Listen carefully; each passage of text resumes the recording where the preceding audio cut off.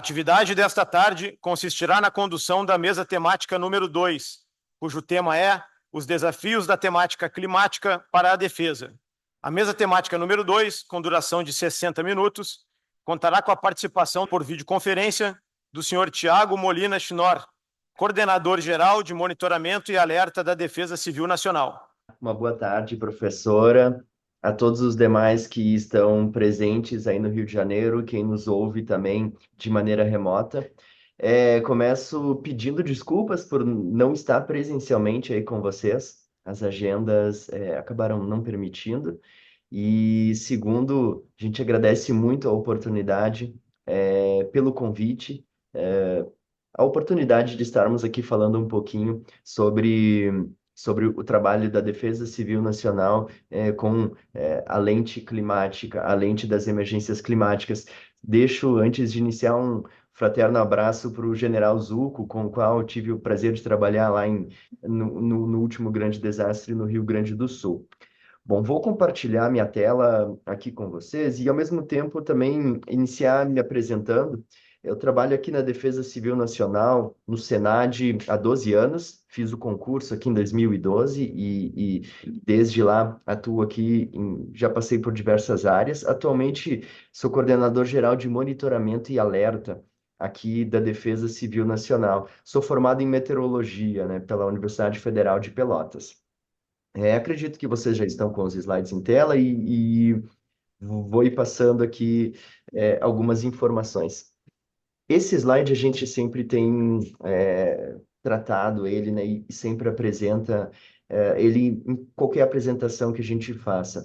Aqui a gente tem alguns estudos que foram publicados recentemente, tratando da emergência climática e a vinculação com desastres. Se a gente olhar os desastres com os quais o Brasil trabalha, que sofre principalmente a questão de desastres hidrológicos, como inundações, desastres climatológicos como seca, incêndios florestais, a questão de enfermidades, todos esses desastres, há um bom nível de confiança hoje, que nos mostra que esses desastres cada vez ficarão mais intensos.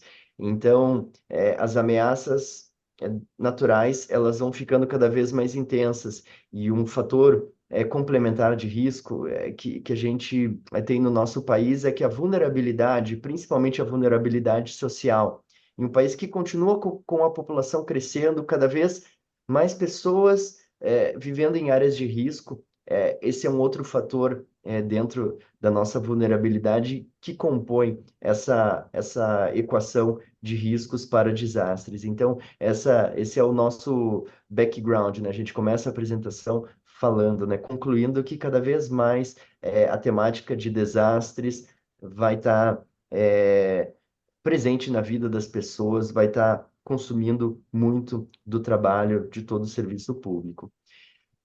Aqui o Brasil é um país muito grande, a gente tem diversas regiões, diversos tipos de clima, relevo, biomas diferentes, e aqui a gente tentou, né, um esforço de trazer todos esses períodos, todas essas ameaças mais críticas para um mesmo mapa. Aqui a gente está trabalhando com viés de excesso de chuva, então a gente percebe que em diferentes épocas do ano, em diferentes regiões, a gente tem sempre a possibilidade de ter picos de desastre. Se a gente perceber, esse mês que a gente está agora, o período de outubro, ele é um mês de transição, né, entre uma quadra mais seca e uma quadra mais chuvosa em grande parte do país. A gente já começa a ter eventos pontuais de chuvas muito intensas na região sudeste do país, aqui no centro-oeste também. Ali na frente, a partir dos meses de abril, maio, a gente tem um período de chuva no litoral do Nordeste, que sempre causa problemas. A gente tem o período de cheias na região norte do país. A gente tem, na região sul, a possibilidade de ter desastres o ano todo. As chuvas são mais bem distribuídas ao longo do ano. Enfim, então, a problemática ela é bastante grande. Quando a gente analisa os parâmetros relacionados à falta de chuva, e a gente está saindo de uma estação seca que foi muito intensa, a gente percebe que grande parte do país sofre com problemas relacionados à baixa umidade do ar, que contribui para um número maior de incêndios florestais, de ondas de calor. Então, os nossos períodos de ausência de chuva, períodos secos, eles estão cada vez mais intensos, eles passam a demandar um esforço cada vez maior, tanto de preparação quanto de resposta. E aqui a gente conclui, né, essa primeira parte que a gente viu, né, ameaças cada vez mais intensas e recorrentes, e a partir disso, então, os desastres com impactos cada vez maiores. Aqui a gente citou três exemplos muito recentes, a gente poderia ter citado mais, mas estes são casos emblemáticos. Aqui a primeira imagem da esquerda, no canto superior esquerdo, trata da chuva em São Sebastião. É, no ano de 2023, foi a maior chuva já registrada no país nesse passado recente, então quase 700 milímetros em 24 horas naquela região do litoral norte de São Paulo, e a partir daí, então, muitos deslizamentos, enxurradas, alagamentos, enfim, uma série de desastres. A figura do meio é uma informação atualizada de algumas bacias, aqui no caso a bacia do Rio Solimões, na Amazônia, que registra a menor seca de toda a sua história e uma série de dados que é bastante grande, né? Tem mais de 100 anos de dados de algumas bacias hidrológicas, e esse ano a gente tem algumas das principais bacias registrando seus menores níveis da história. Então, o ano de 2023 já foi muito complexo, e esse de 2024 é mais complexo ainda em termos da seca em toda a bacia amazônica. E aqui a última figura foi a grande cheia, né? O grande desastre no Rio Grande do Sul, que trouxe uma complexidade gigantesca de atuação dos órgãos e um impacto muito grande na população, na economia, em todo o estado do Rio Grande do Sul. Então, essas realidades aqui percebam, né? Três eventos recordes que atingiram picos que a gente não tinha costume de trabalhar. A gente tem agora, nesse passado muito recente, de menos de 2 anos, a gente tem esses três grandes eventos aí ocorrendo em nosso país. Bom, e a partir disso, como que a gente trabalha? Qual a lógica de atuação da Defesa Civil? A gente tem desde a política nacional de proteção e defesa civil, que foi publicada a partir de 2012, a nossa Lei 12.608, a gente traz uma visão de sistema de defesa civil. Essa visão, ela é importante porque muitas vezes a gente, quando fala de defesa civil, a gente faz uma vinculação direta com os órgãos que atuam diretamente na proteção e defesa civil, e muitas vezes no aspecto visual, quem trabalha com o colete laranja, né? O que vocês estão vendo aqui. Mas nesse conceito de entender defesa civil como um conjunto de ações e, acima disso, um sistema de defesa civil, a gente passa a entender que cada órgão da estrutura de governo, empresas, a população, todos estes organismos, em algum momento, eles vão trabalhar vestindo um colete laranja imaginário, mas vão trabalhar dentro da lógica de sistema de defesa civil. As Forças Armadas, né, que estão conduzindo esse evento, é um exemplo claro, é dos maiores parceiros na fase de resposta. Então, é um exemplo claro de uma instituição que possui competências muito bem definidas, mas que, a partir de uma determinada emergencialidade, passa a atuar dentro da lógica de um sistema de defesa civil. Essa mesma lógica a gente traz para todos os órgãos, todas as entidades que a gente for pensar, desde a área da educação, das telecomunicações, das áreas energéticas, das áreas estratégicas de governo, enfim, todas essas instituições, em algum momento da fase da gestão, tanto do risco quanto do desastre, elas vão atuar dentro dessa lógica de sistema de defesa civil. Essa mesma lógica é replicada no nível federal, estadual e municipal. A partir disso, então, a gente tem o nosso Sistema Nacional de Proteção e Defesa Civil. Vocês vão ver, eu vou falar muito especificamente sobre as ações aqui do Senad, e o Senad é um dos departamentos da Secretaria Nacional de Proteção e Defesa Civil. Aqui a gente tem as fases do desastre, e para a gente entender, o Senad atua tanto na fase da preparação, na fase da iminência de um desastre, quanto na fase de resposta para desastres. Outros dois departamentos que compõem a secretaria trabalham nessas outras fases, na prevenção, na mitigação ou na recuperação. A gente vai falar muito detalhadamente sobre a questão da preparação e da resposta. Esse slide é um slide bastante importante para a gente entender um pouquinho da lógica de atuação do Senad. Essa lógica de atuação, ela começa numa fase estratégica de planejamento.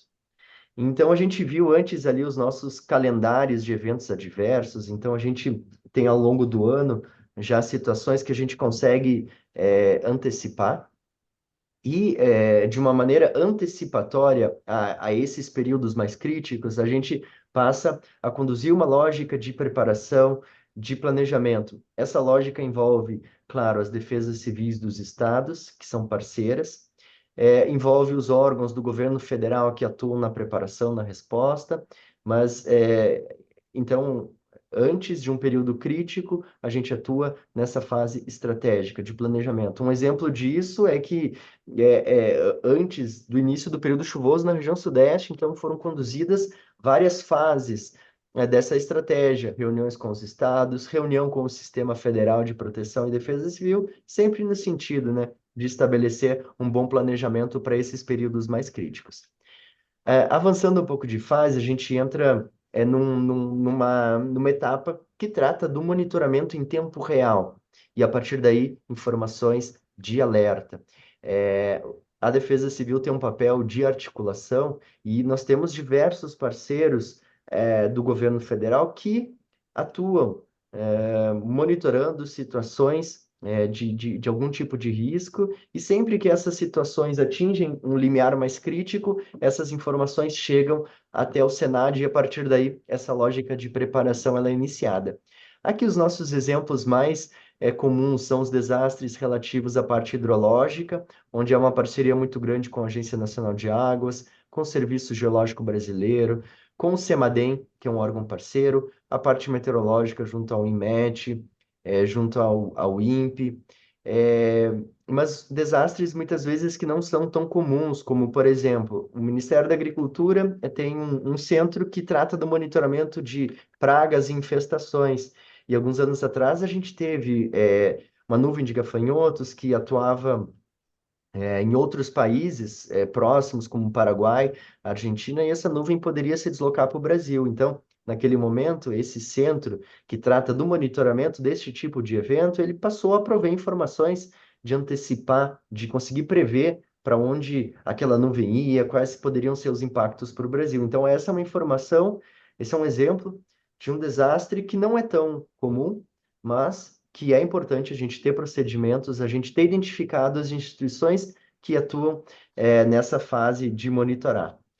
Essas informações, quando a gente tem alguma situação mais crítica prevista, elas chegam até o Senad, elas são disseminadas para estados e municípios, reuniões de preparação são conduzidas, e elas chegam também aos órgãos de resposta. Então, aqui dentro do Sistema Federal, a gente tem uma parceria muito estreita com o Ministério da Defesa, temos um protocolo vigente, mas sempre que há alguma informação, algum desastre que possa ser previsto, nem todos são previstos, mas sempre que há uma previsão de alguma situação mais crítica, todas essas instituições que atuam na resposta são chamadas para um planejamento, para dizer, olha, a partir do próximo final de semana a gente tem uma chuva que pode ser muito intensa, e essas instituições então conseguem ter um nível de preparação interno para uma determinada, uma possível demanda. A gente vai falar um pouquinho sobre as estratégias de alerta para a população, que são dentre as ações de adaptação às mudanças climáticas mais importantes que a gente tem hoje. A gente, parte da lógica que no último slide a gente viu que a gente consegue antecipar, consegue prever, né, esses eventos adversos, esses desastres, e a partir disso a lógica é que essas informações elas precisam chegar até a população, pensando que a população é o principal ator de sua autoproteção, da proteção comunitária. Então, a gente precisa, a partir de uma situação crítica, ter mecanismos eficientes para levar uma informação, levar uma recomendação qualificada para a nossa população. E desde 2016, então, a Secretaria atua em alguns projetos. Em 2016, então, uma parceria com o Google, que tem uma plataforma de alertas, que publiciza informações pelos seus canais. A partir de 2017, então, a gente teve o projeto de alertas por SMS. Hoje são cerca de 15 milhões de pessoas que estão cadastradas nesse serviço.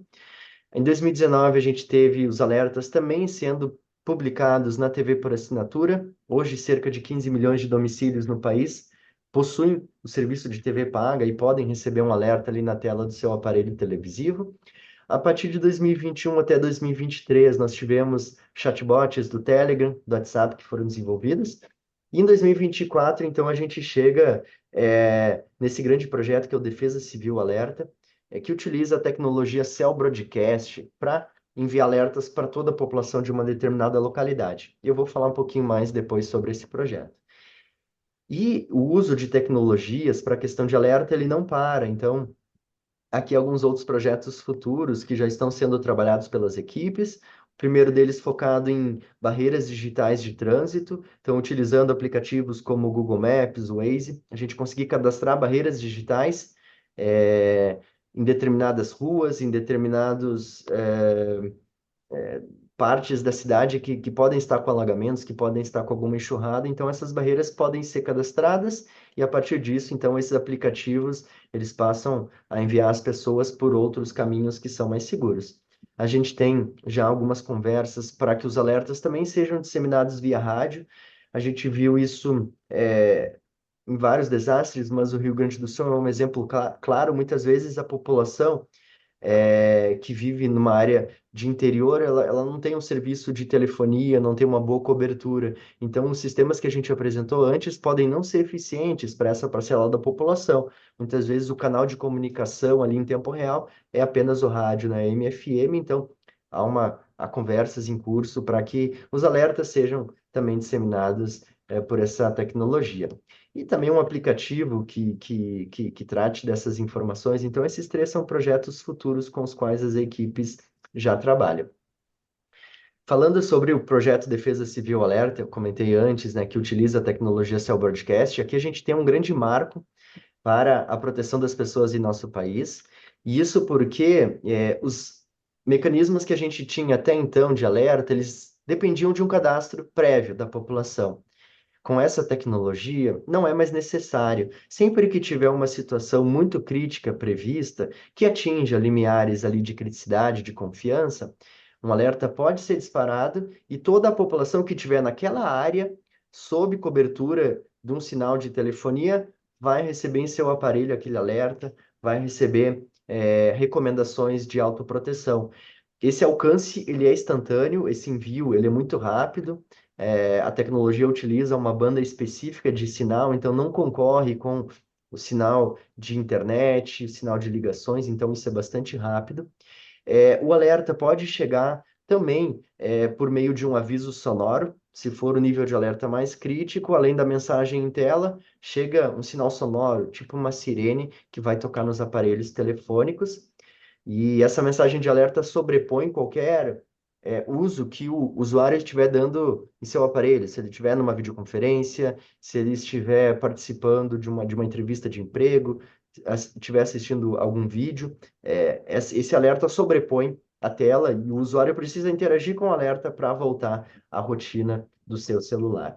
Então, são informações muito importantes, a gente sempre faz uma associação dizendo que com essa tecnologia a gente passa a ter um potencial de ter 210 milhões de sirenes no país. Então, um potencial gigantesco de enviar alertas para toda a nossa população. Aqui eu deixo o QR Code que tem o portal do projeto e onde tem informações complementares.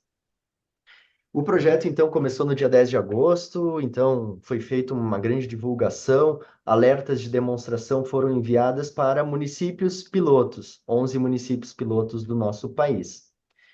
A segunda fase é que a gente está, nesse momento, construindo uma proposta de expansão, e essa proposta gira em torno da gente ter o projeto expandido para a região sul-sudeste até o final do ano, e expandido para as demais regiões do país dentro do primeiro semestre de 2025. Então, esse é o desafio com o qual a gente trabalha em tempo real aí nesses últimos dias, nessas últimas semanas. Então, até meados, né, de 2025, no primeiro semestre, então todo o Brasil vai estar coberto com a tecnologia e vai estar se utilizando deste importante mecanismo para proteger a vida de pessoas.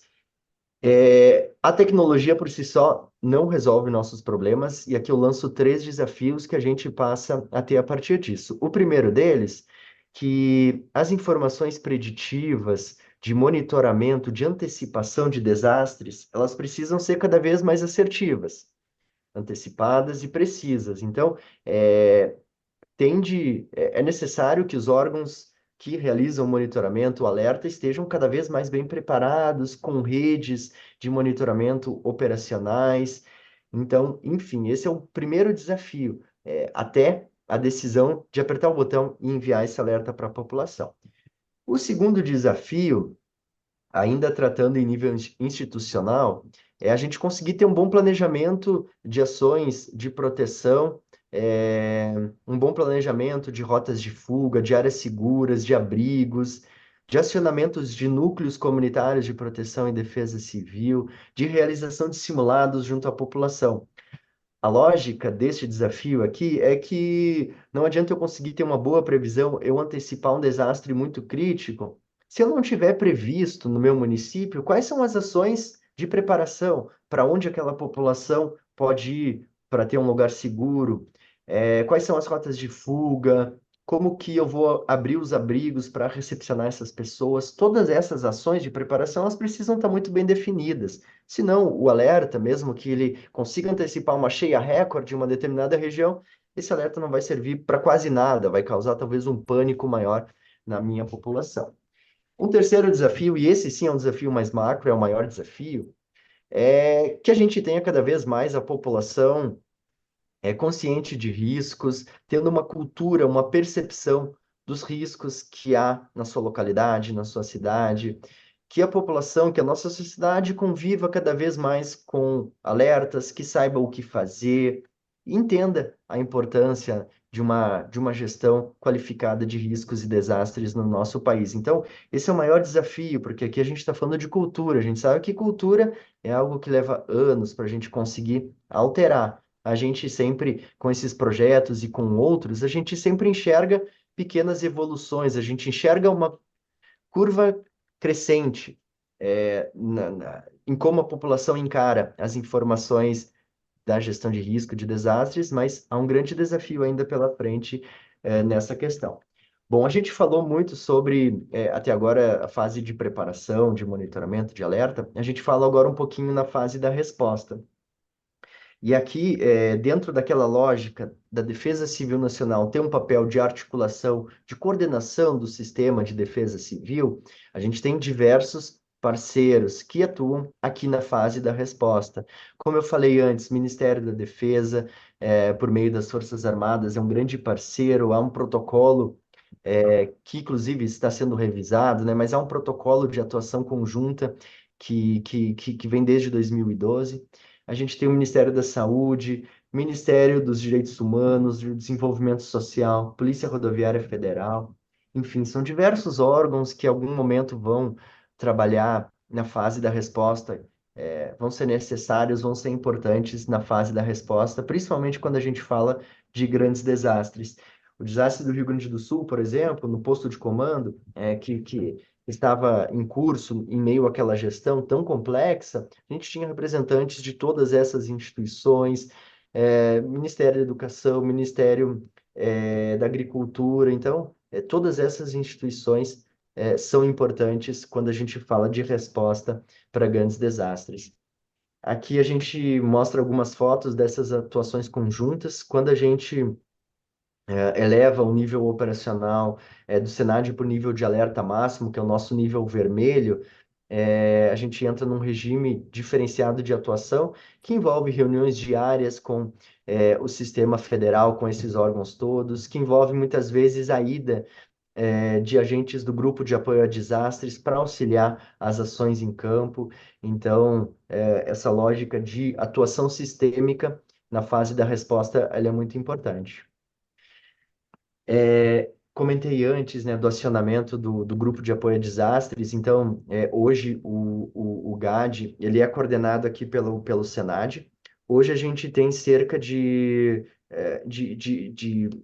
em cada ano a gente tem um período operacional distinto, mas nesse ano cerca de 100 servidores, tanto da SEDEC quanto de estados, de municípios, que estão em constante capacitação e a partir de um acionamento de algum desastre, esses agentes podem ser acionados para atuar dentro, se juntar aos esforços para a gestão de um grande desastre. Então, hoje, a gente tem a atuação, tem uma operação do GAD vigente nos estados da Amazônia, é, Amazonas, Rondônia e Acre. Então, hoje nós temos equipes do GAD atuando junto a esses estados, sempre no sentido de unir esforços para auxiliar a gestão desses desastres. Então, é um mecanismo, é uma força bastante importante que a gente tem de atuação na fase da resposta. Um outro mecanismo que também tem gerado muitos resultados e é bastante importante, a gente, dentro do contexto internacional, a Defesa Civil atua junto com o Instituto Nacional de Pesquisas Espaciais, o INPE, como representante da Carta Internacional, que é o Disaster Charter. Por meio dessa carta, então, que envolve diversas autoridades, que envolve diversas empresas que trabalham com produtos de geoprocessamento, mas dentro da lógica da carta. Então, sempre que há um grande desastre, os países podem abrir um chamado e, a partir daí, essas grandes empresas de satélite passam a prover informações em tempo real de satélite, de radar, para apoiar as ações de gestão daquele desastre. Então, o Brasil, a Defesa Civil é um membro acionador do Charter, e a partir disso, então, a gente passa a produzir informações, né? Que a gente tem alguns casos de Petrópolis, né? Do desastre de 2022. Então, aqui o esforço foi gerar uma informação rápida para ser compartilhada com as equipes de busca e resgate, aqui é o Morro da Oficina, né? Que foi o local mais afetado, mas de tentar mapear as edificações que tinham na área onde houve o deslizamento. Então, essa informação foi repassada para os órgãos que atuam no socorro para embasar, para apoiar as ações de busca e resgate que estavam lá em curso. É, uma outra atuação bastante importante é que a Defesa Civil Nacional tem uma parceria também muito grande com a Agência Brasileira de Cooperação. Isso envolve também de uma maneira muito estreita as Forças Armadas, mas para missões humanitárias internacionais. Então, o Brasil tem sido um grande, um grande um país reconhecido como um país que presta o apoio internacional, o apoio humanitário internacional, e aí, né, a Agência Brasileira de Cooperação, representante do Ministério das Relações Exteriores, faz um primeiro trabalho de cooperação internacional, e a partir disso, se há uma demanda presidencial para uma missão, então cabe ao Senad apoiar a realização dessas missões internacionais. Então, aqui alguns casos, alguns exemplos de operações internacionais recentes. Então, terremoto da Haiti, o ciclone em Moçambique em 2019, explosão no Porto de Beirute, no Líbano, outro terremoto na Haiti em 2021, e mais recentemente terremoto na Turquia em 2023, incêndios no Canadá em 2023, e a gente está, nesse momento, em curso, uma operação internacional que também conta com o apoio do bombeiros militares de alguns estados, da Força Nacional de Segurança Pública, mas uma operação em curso também na Bolívia. Então, a operação deve finalizar essa semana, mas também a Bolívia estava sofrendo muito com incêndios florestais, então houve uma demanda do Brasil para apoiar essa atuação. Então, o Senad apoia essa coordenação para essas grandes missões internacionais de apoio humanitário. Pessoal, era isso. Essa é a minha primeira fala. Eu fico desde já à disposição para se tiver alguma dúvida na etapa também de debates. Estarei aqui acompanhando, agradecendo mais uma vez a todos.